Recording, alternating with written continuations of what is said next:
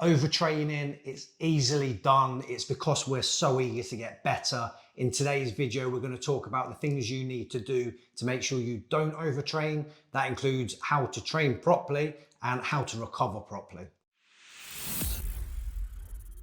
So the first thing we're going to start off with is training. One of the main reasons people overtrain, and I've definitely been there and done it, is trying to get better too quick and being too eager to want to improve, so pushing yourself too hard all the time, not being patient enough, and not respecting the process of actually getting fit. So we're going to start with training and give some examples of sessions you might be doing, but might not be doing them as well as you should be doing them.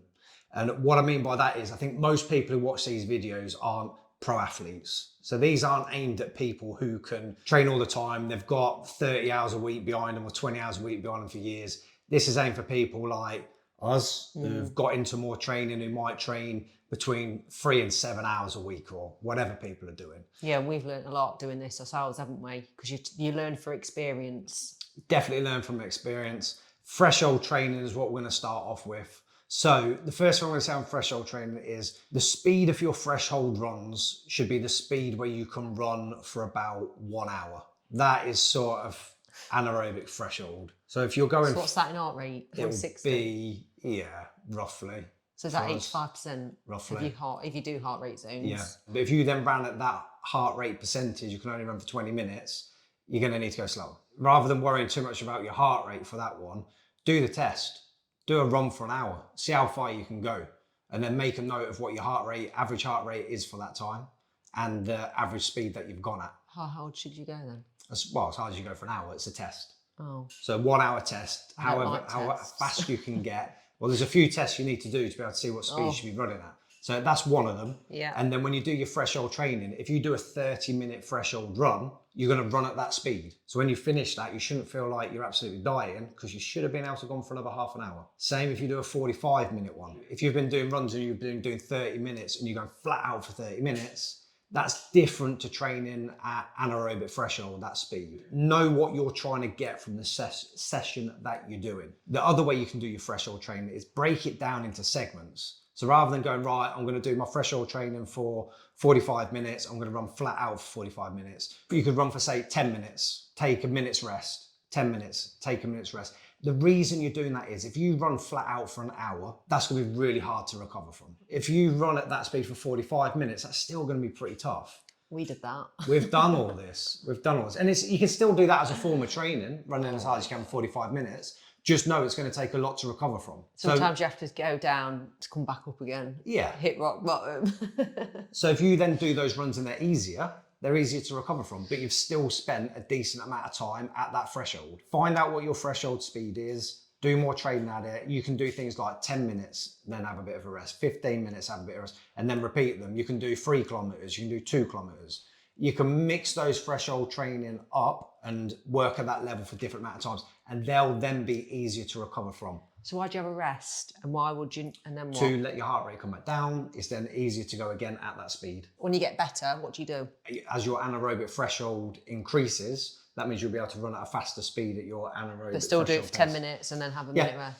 Oh, Even the top fastest marathon runners in the world doing it like that. But their paces might be 5 minutes a mile, whereas we mine's might kilometre. be slower than that. Could you run at 5 minutes a kilometre for an hour? Not for an hour. So then it would be I don't know. too quick. Not that I've ever you done haven't it. tested it. But I've done it and I've hit we hit definitely 45 minutes at 5 minutes. Yeah. I've done that. But that was us maxed out. So that would still be a little bit too fast for working at threshold for us at the moment. The next thing that I would say about is if you're doing VO2 max training, there's a big difference between top speed. I'm laughing because I know what you did. Anyway, yeah, I did this wrong. I nearly rang an ambulance if that gives you any bloody indication what you did. Anyway. It was too much for what I was capable of doing. I could do it for the session. But mentally, you could do it physically. I'm not. But then, physically, I did it. But then, for me to recover from that, it's going to take me 2 weeks. But then the next day, we tried to go in and do our easy training, or whatever it was at the time. But you just don't know until you try these things, which I think is great that you did. But when looking back, you think, how did we get through all that? It was I was running too fast. So the reason it would have fatigued me was I wasn't running at VO2 max speed. And What was that's you running what's at? important here. I was then working more speed work. 100% heart rate. Yeah, I was working speed work. So the way to test this one is do the Cooper's test. The Cooper's test is a 12-minute run, and you go as fast as you can, as far as you can for 12 minutes. So you still need to pace it. So you want to run at the same speed throughout. But let's just say you ran, just go with 5-minute kilometers, just to make the math simple for what I'm doing. So if you can do that for 12 minutes, and that's the quickest you can do it, then perfect. You've then got your speeds for your VO2 max speed. So when you do your VO2 max intervals and you do 4 minutes, run at 5 kilometers per hour. If you run faster than that, which I did, you're then working above your VO2 max. So you are still working on your VO2 max, but you're working at a speed where you're going faster. So you're not working your heart rate any better than what you want to train your VO2 max for. You're now working on running at a faster speed, which there's a place in your training for doing faster runs. There's a place in your training for doing 400 meters fast, 800 meters fast. If you're doing it in those VO2 max sessions, just know the difference of what you're trying to achieve from it. And then what you'd get when you're doing your VO2 max training, generally it takes about 2 minutes at that speed for your heart rate to get up to where it's going to be. So if you go flat out straight away after 2 minutes, your heart rate's probably end up going about 7 beats higher than that again. So if you hit 160 beats per minute, after a couple of minutes, you'll probably hit 167. So you want to run at that speed, so you stay at that 160. You then have 2 minutes really at VO2 max. But if you do that and you do that 4 times, that means you've done 2, 4, 6, 8 minutes at VO2 max. You've done 16 minutes at VO2 max speed, compared to if you just did that 12 minutes max out, you're only doing 12 minutes at that speed. So you're doing more at that speed and not that much less at VO2 max. And then what you'll find you'll be able to do is you'll be able to repeat that rather than you going, I'm absolutely dead from this session. Like you did that, and then you did only 3 minutes. And then I can't keep repeating it. Yeah. And then I can't do that again 10 days later.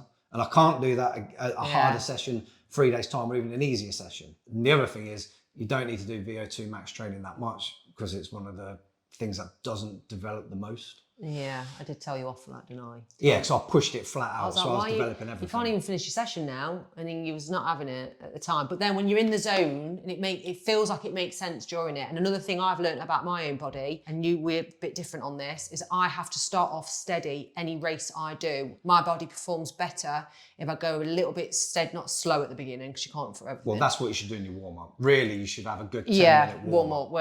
We've learned we've been a little bit slack on some of the warm-up. Not all the time. We did use... It's difficult at Hyrox though to actually do a proper 10-minute warm, unless you get outside and run. Let me share my goal then, which might take me another year, is to do a 45-minute 10K. And what I noticed was if I go 5 seconds too fast on my first kilometre, I'm ruined for the rest of the run. If I go 5 seconds slower at the beginning and ease into it almost, or 10 seconds slower, I'm so much more efficient and don't feel like I'm losing all my body intestines. So the reason for that is you've gone above your anaerobic threshold level. I go into shock. And then lactate's too high and the byproducts like lactate. And then you can't recover from it. So you've set off there and then you're then hanging on for all of it rather than getting to the point you should have been, which is lower than that speed. Yeah. And then going, that's what And I'm running thinking I'm going to do the toilet business in the street. Because you've pushed your body to into the max. Stress. You pushed your body way too hard. Anyone else do that? Just you. Just grim. Don't say you haven't had that. No, I don't. Or your belly goes all inside out. So know those speeds for that training you're doing and work to those speeds. The other thing is make sure your easy runs are easy. If you cannot make your easy runs easy, you probably shouldn't be running. Ooh. You want to be using the bike or walking up an incline. So we've realised our easy runs aren't easy enough. Weren't easy enough, but that's because you don't like running too slow, whereas I'm happy to trot, but still, it is boring. You just got to get used to that. It comes down to consistency and what you can keep doing. If you're doing easy runs, you can do more volume off it. If you're breaking up your thresholds, you can do more volume off it. If you're doing your VO2 max, where you're not absolutely killing yourself doing it, but you're still getting the benefits you want, you can do more training. If you then get to a point where you overtrain and you need to take 1 week, 2 weeks, 3 weeks off, and then build back into it, you've just lost up to 3 weeks, 4 weeks, 5 weeks, 6, whatever it is of your training. If you might be on Instagram and going, yeah, well, I see people running at 5 kilometers per hour for 21 kilometers. Yeah, they've probably been training for 20 years doing that. If you're like us, where you've been doing this Hyrox style hybrid training a year and a half, you're not going to be able to do that. To be fair to us then, in 18 months, we've come a long way. So for example, if we'd have started our Hyrox event on day one, we'd have done it in an hour and 40 minutes. And then by the year and a half later, we got it down to an hour and 10, if you look at it like that. Once we've learned how we do the event, how you got to incorporate your running, bring in running. We didn't even start running until 2 years ago. So we have achieved a lot, but actually, has it had a bit of a knock-on effect? Yes, it has. Was we a bit naive? Even though when you get a plan on paper with science, which you did, and with performance-wise, you will increase it, but we realised our bodies adapt differently to someone that's been an athlete for longer. Well, no, the main thing on that is the people who are doing it and pushing it too hard are pushing it too hard. So the way to have it is you have development days where they're harder sessions, stimulation days where they're easier sessions. What you end up doing is going, I want to work hard, I want to do well. And then the stimulation days become near enough development days. And then your recovery days, when you're doing a recovery run, they end up being stimulation days, if not a little bit higher. So it's being patient with what you're doing and actually understanding what level you're at and working to the level you're at. And unfortunately, for a lot of people watching this, including myself, is less than what we think we can do. We think we can do a lot more, and you think, yeah, but I can go at that speed, I can do it. You can't. Can you do it consistently? Can you be doing what you're doing for a year? No. So the thing to make sure you're adding deload weeks. Every 8 weeks, have an easier week of training. That doesn't mean stop training altogether. That just means do less intensity or less volume or both for about a week. Let your body absorb what you've just developed and then go again into the next 8-week blocks. When you do your deload, I struggled mentally to do a deload week because you get used to eating a certain amount for the heavier sessions. So then when you do reduce your training and you're still eating the same, I just struggled with it. I'm out of routine all of a sudden, but I know my body needed it at the same time. If you're doing a deload week, you don't massively need to drop your calories. No, I know that, recovering. but I still don't like it because I think, oh God, I've eaten loads and I'm training less. That's me. That's my own personal thing going on. But I also think deload is just as hard than increasing training. It's almost like it's hard to lose weight. It is to put on muscle. So I think people should ignore the deloads because they don't know how to do it almost because it feels weird. It feels weird because people feel you're going to lose or what your fitness. You've gained by doing less. Yeah, so the other thing is make sure that your rest days are rest days, or if they're easy days, they really are easy days and everything doesn't get pushed more and more. Use different methods of recovery, from massage to ice baths, cold showers, hot baths, different variations, and mix it up. If you do the same thing all the time, you won't keep getting the same benefits from it. We could do a full video on recovery, but the other things to include is stretching, mobility, breathing work, adding in some lower level stuff just to help build tolerance to what you can do. So whether that's adding a bit more ab stuff in, if that's adding a little bit more calf stuff in, knee rehab stuff or prehab stuff. So you're doing stuff to prevent yourself from getting injuries, building up the tolerance to what you can do for all your other training sessions. Eat for performance. Oh yeah, nutrition's massive. I train better, but that's another thing. We've already done a video on what we check out that bit. We've done a video on the difference between training for performance and training for fat loss, and don't do the both at the same time. No, but what we are doing now, we're off season.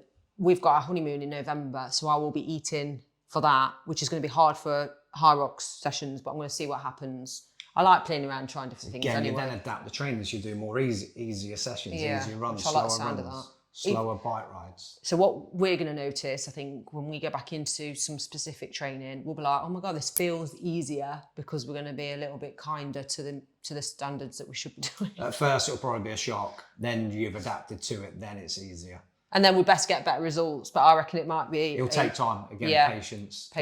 Trust when the process. when you've had a setback, you set back. You don't have to get back to where you are and then go again. That's why you don't want any setbacks in the first place. Watch this space. Watch this space. I hope you enjoy the video. Look out for more coming your way soon.